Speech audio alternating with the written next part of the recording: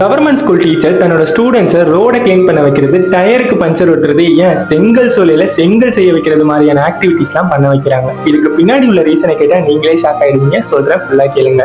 மகாராஷ்டிராவை சேர்ந்த உஜ்வாலா வடேகர்ஜி ஒவ்வொரு வீக்கெண்டும் தன்னோட ஸ்டூடெண்ட்ஸை பல இடத்துக்கு கூட்டிட்டு போறாங்க. அங்க மக்கள் எப்படி வேலை பார்க்கறாங்க, பொருட்களை எப்படி தயாரிக்கிறாங்க, பணம் எப்படி சம்பாதிக்கிறாங்கிறத பிராக்டிக்கலா கற்றுக் கொடுக்குறாங்க. அது மட்டும் இல்லாம ஸ்டூடெண்ட்ஸை மால், தியேட்டர் போன்ற பிளேஸ்க்கு கூட்டிட்டு போறாங்க. அப்போதான் குழந்தைங்க பெரிய சிட்டிஸ்க்கு போறப்போ பயப்படாமலும் தன்னம்பிக்கையுடன் தனியா செயல்பட வைக்க முடியும். புக்ஸ் அண்ட் மார்க்ஸ் மட்டும்தான் லைஃப்னு நினைக்கிற பல டீச்சர்ஸுக்கு மத்தியில புக்கை தாண்டியும் ஒரு லைஃப் இருக்கணும், அந்த லைஃபை எப்படி ஹேண்டில் பண்றதுங்கிறதையும் கற்றுக் கொடுக்குறாங்க.